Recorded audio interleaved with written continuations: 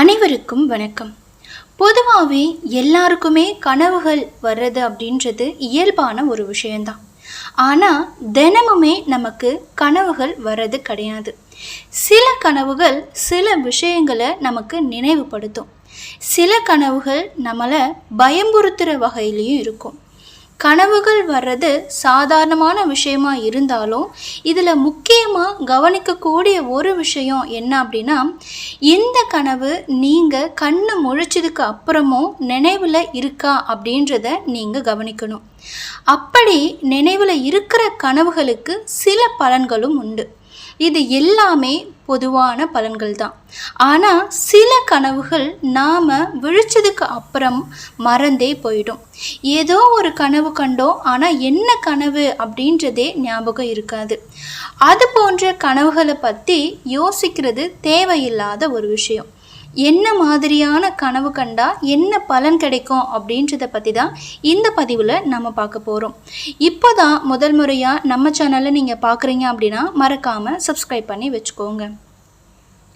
உங்களோட கனவில் தண்ணீரை நீங்கள் பார்க்குற மாதிரி அப்படி கனவு கண்டீங்க அப்படின்னா அது நல்ல பலன்களை தரும். நீங்கள் நினச்சிருக்கிற நிஜமான கனவுகள் சீக்கிரமே பலிக்க போகுது அப்படின்றத குறிப்பிட்டு காட்டுது அப்படின்னு நீங்கள் நினச்சிக்கலாம். நீங்கள் தண்ணீரை கனவில் குடிக்கிற மாதிரியோ யாருக்காச்சும் தண்ணீரை கொடுக்குற மாதிரியோ இப்படி எந்த வகையில் தண்ணீரை நீங்கள் கனவில் பார்த்தாலும் நீங்கள் மனசில் நினைக்கிற ஆசைகள் கட்டாயமாக பலிக்கும் அப்படின்றத நீங்கள் நினைவுபடுத்திக்கோங்க. அடுத்ததாக உங்களோட கனவுல திருநீர் வந்துச்சு அப்படின்னா சுப பலன்கள் கிடைக்கும். ஈசனோட அடையாளம் திருநீர். திருநீரை நீங்கள் பூசுறது மாதிரியோ எடுக்கிற மாதிரியோ இப்படி எந்த வகையில் திருநீர் உங்கள் கனவுல வந்தாலும் எதிர்பாராத மாற்றங்கள் உங்களோட வாழ்க்கையில் நிகழும் அப்படின்றத குறிப்பிட்டு சொல்லுது. அந்த மாற்றங்கள் உங்களோட வாழ்க்கையில் சுப காரியங்கள் ஏற்பட காரணமாக இருக்கும்.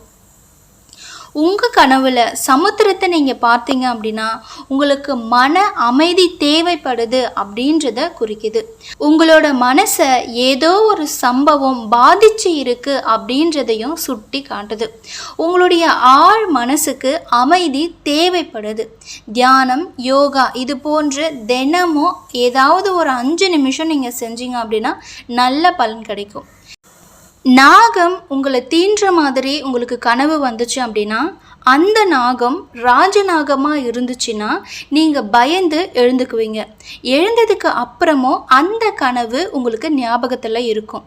இதனால் பயப்பட தேவையில்லை. ராஜநாகம் தீன்றது போல் உங்களுக்கு கனவு வந்துச்சு அப்படின்னா உங்களுக்கு இருக்கிற பொறுப்புகள் குறையும் அப்படின்றத குறிக்குது.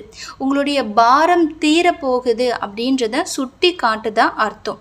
உங்களோட கனவுல மாடு கன்றுக்குட்டி ஈன்றது போல, அதாவது பால் குடிக்கிறது போல கனவு வந்துச்சு அப்படின்னா நல்ல பலன் தரும். வெற்றி சீக்கிரமே கிடைக்கும் அப்படின்றத குறிக்குது. நீங்கள் தொடங்க இருக்கிற புதிய முயற்சிகள் எல்லாமே தடையின்றி வெற்றியில் முடியும் அப்படின்றத இந்த கனவு உணர்த்துது. செய்ய இருக்கிற செயல்கள் எப்படி நிறைவேற போகுதோ அப்படின்ற பயத்தோடு நீங்கள் இருந்தீங்கன்னா இந்த கனவு கண்டீங்கன்னா உங்களுக்கு நல்ல பலன் கிடைக்கும் அப்படின்னு நீங்கள் நம்பலாம். உங்களோட கனவில் நீங்கள் மாமிசம் சாப்பிட்றது போல் கனவு கண்டிங்கன்னா ஆரோக்கிய குறைபாடு ஏற்பட போகுது அப்படின்றது குறிக்குது.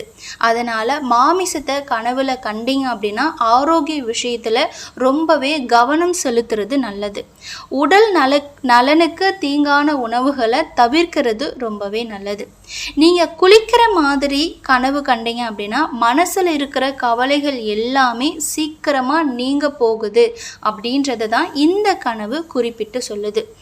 நீங்கள் தற்கொலை செஞ்சுக்கிற மாதிரி கனவு கண்டீங்க அப்படின்னா இந்த கனவுல இருந்து விழிச்சு எழுந்ததுக்கு அப்புறமும் பயமுறுத்துகிற மாதிரியே தான் இருக்கும். ஆனால் இதை பற்றி நீங்கள் பயப்பட தேவையில்லை அப்படின்றது தான் உண்மை. இது ஒரு நல்ல பலனை தரும் ஒரு கனவு. தற்கொலை செய்து கொள்கிற எண்ணம் உண்மையிலேயே இருந்தாலும் அதை இந்த கனவு நீக்கிடும்.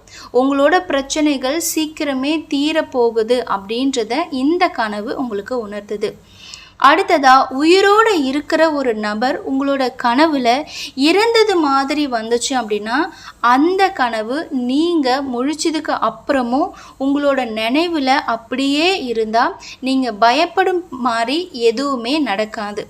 கனவுல கண்ட அந்த நபர்கிட்ட உங்களுக்கு இதுவரைக்கும் இருந்து வந்த கருத்து வேறுபாடுகள் நீங்கும் அப்படின்றது தான் இந்த கனவு குறிப்பிட்டு சொல்லுது.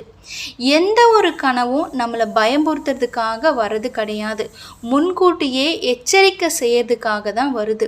நாம் முழிச்சு எழுந்ததுக்கு அப்புறமும் கனவு நம்மளுக்கு தொடர்ந்து நினைவில் நிற்குது அப்படின்னா எதையோ உங்களுக்கு சொல்லறதுக்கு எதையோ உணர்த்ததுக்காக வருது அப்படின்றது தான் அர்த்தமாகுது.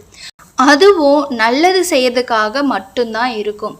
இதனால் நீங்கள் பயப்பட தேவையில்லை. உங்களுக்கு அப்படி இருந்தும் பயமாக இருந்துச்சு அப்படின்னா நீங்கள் இறந்து போனதாக கனவுல கண்ட அந்த நபர்கிட்ட இதை பற்றி தாராளமாக பேசலாம்.